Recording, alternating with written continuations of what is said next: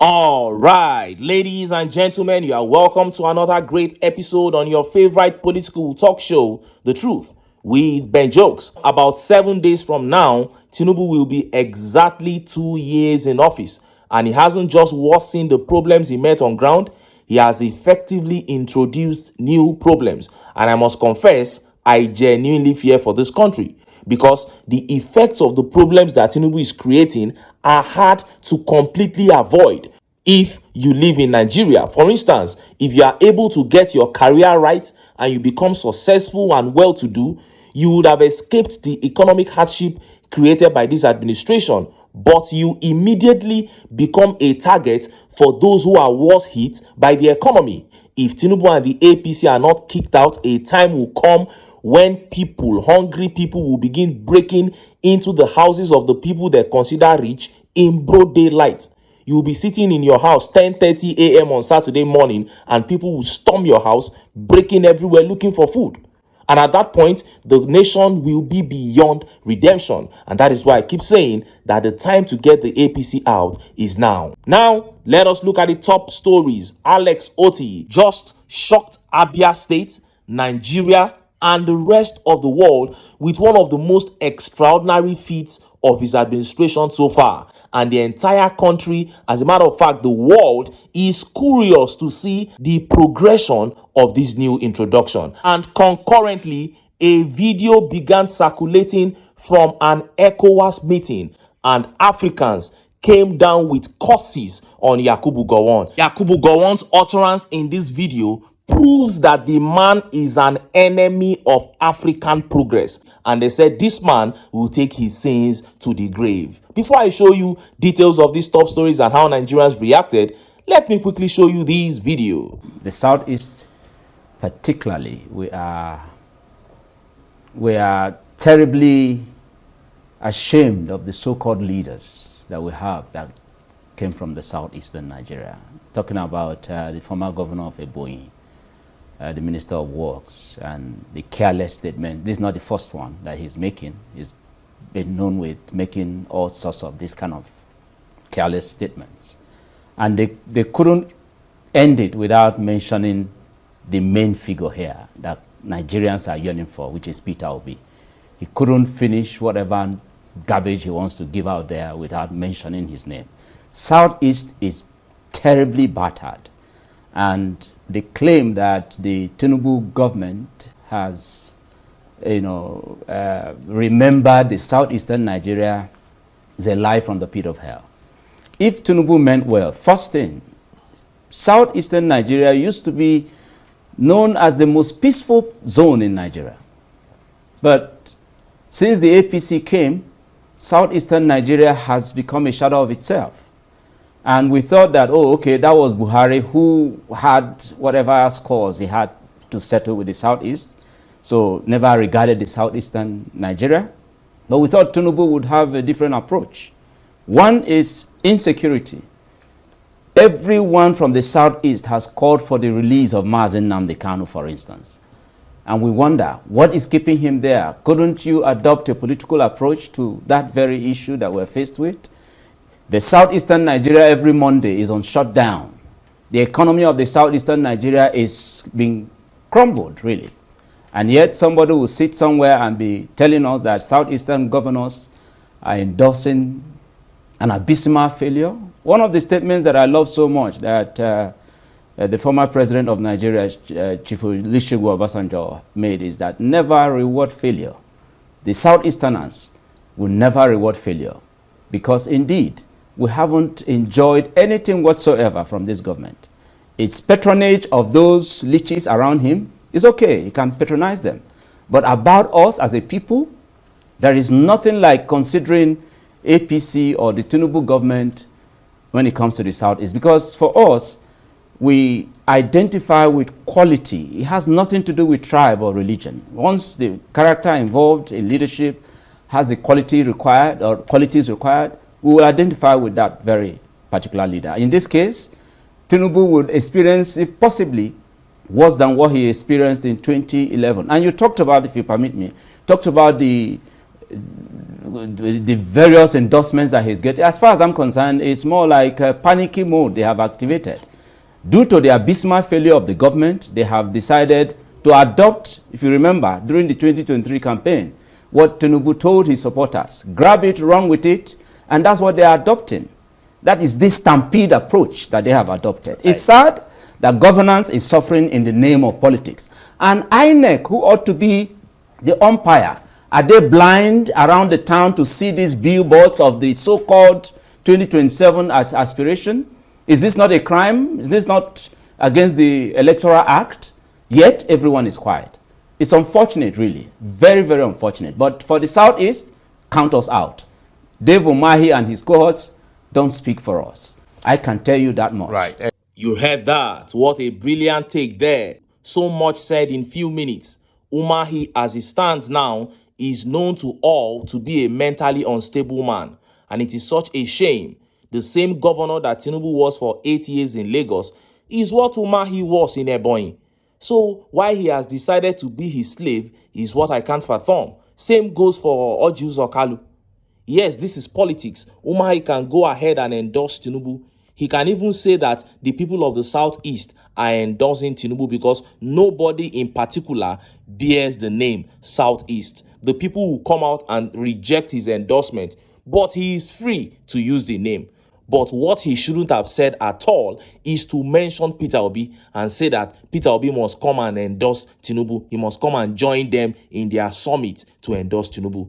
That was really a joke taken too far. I think Umahi and Ojus Okalu need to watch it. They need to be very careful with their utterances lately so that they don't get beaten up one day in the Southeast.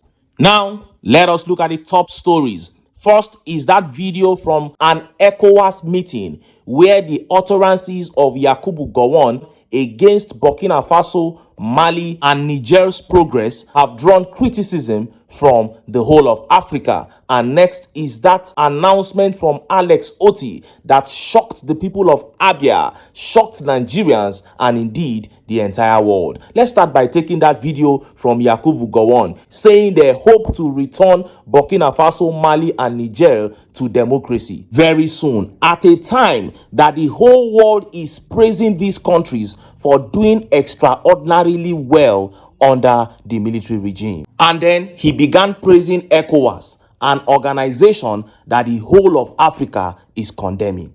See the video. Speaking in Lagos at the International Conference on ECOWAS at 50, former head of state, General Yakubu Gowon, retired, and former Minister of External Affairs, Professor Bolaji Akinyemi, urged member states to intensify efforts aimed at restoring unity within the regional bloc, emphasizing that the return of the three Sahel nations is critical to achieving greater regional integration and stability. Together we run the show with the hope that very soon, one day, we'll be able to return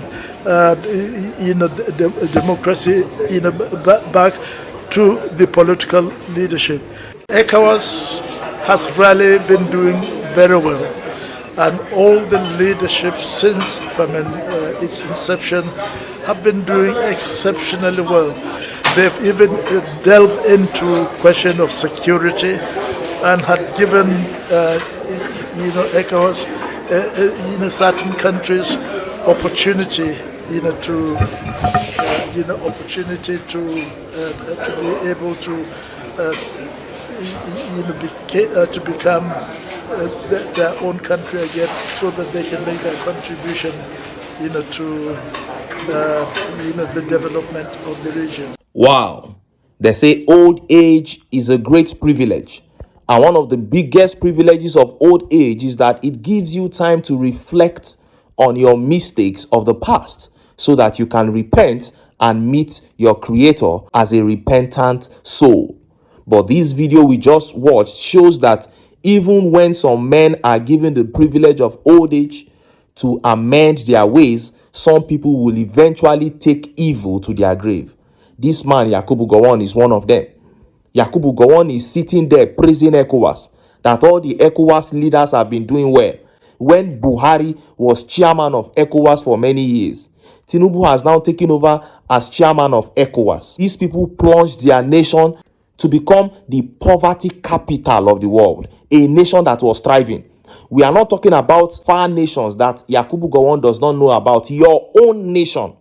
Two leaders from ECOWAS plunged them into abject poverty, and you are sitting there to say that ECOWAS leaders have been doing well. Then Burkina Faso and Mali, that the whole world is praising, that these guys are beginning to revive their country. These guys are now the model for the new African leadership that we desire and we deserve and require to get this continent out of the dunghill. You say you are going to return those countries to democracy. What has democracy done for those countries in the past? God will judge you, Yakubu Gowon, for all the evil that you have done to this country. You may look good now, but posterity will catch up with you in a way that you will regret. And of course, there were hundreds of thousands of reactions from Nigerian youths and youths from other countries in Africa. They were raining curses on this man, Yakubu Gowon. Ibrahim Traore, that has become a model of leadership in Africa, is the person you are saying you want to replace with thieves like yourself, when you were also a military head of state at a young age. And just as African youths were yet reacting to that big announcement from Abia State began making the rounds. Alex OTTI, the best governor in Nigeria so far, has announced the introduction of electric buses into the Abia State economy. Look at how the papers reported it. Abia, Governor OTTI to roll out electric buses for public transportation. Governor Alex OTTI says the Abia government's new transport system will commence operation before the end of July. Mr. OTTI said this during the Promise Kept Carnival, organized jointly by the Aba Business Community and Landlords Association, to celebrate the completion of the reconstruction of the Port Harcourt Road, Aba. He said the transport system would begin with introducing 20 electric buses and completing modern bus terminals across key locations.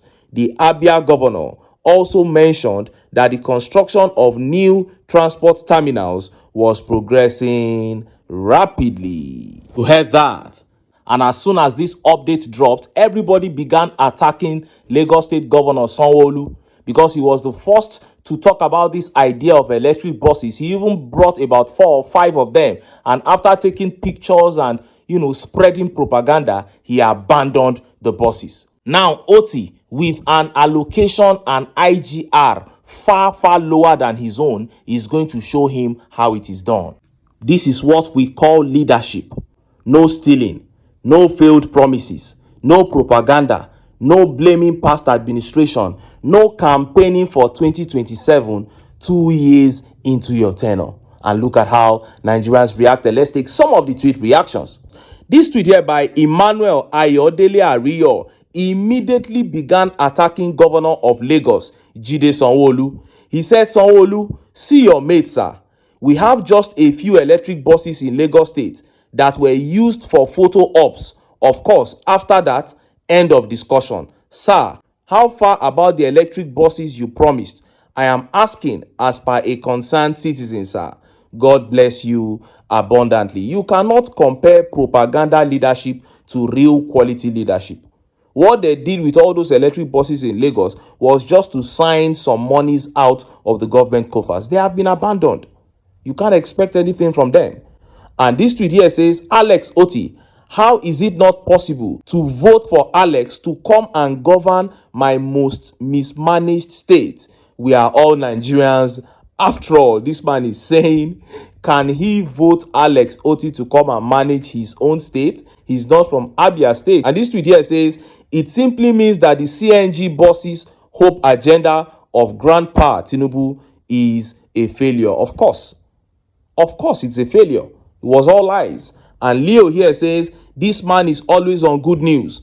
Congratulations to the Abia State people. He is really a God sent. That is it. And this tweet says, dividends of real election results without glitch. That is it.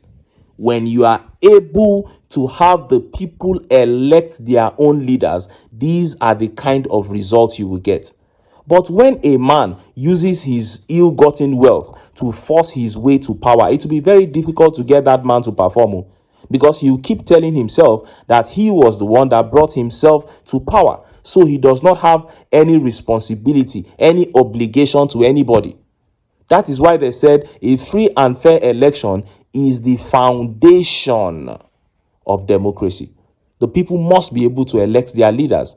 And then we talk about the judiciary, an independent judiciary that has integrity, so that when matters, get confusing, the judiciary can now spell out the way to go using the constitution. But in Nigeria, INEC is not independent, the electoral body heavily compromised, the judiciary even more compromised. And what do we have? Chaos up and down. And it will keep getting worse under the APC. And this is why I keep telling Nigerians that for us to have a country that we can be proud of in the near future, as a matter of fact, for us to even have a country at all, we must come together, keep our sentiments aside, and get the APC out of power. But until then, make I still enter town, make I go get some ogbonge political news wey una go like. Why? Because of una na I dey here, so don't go away.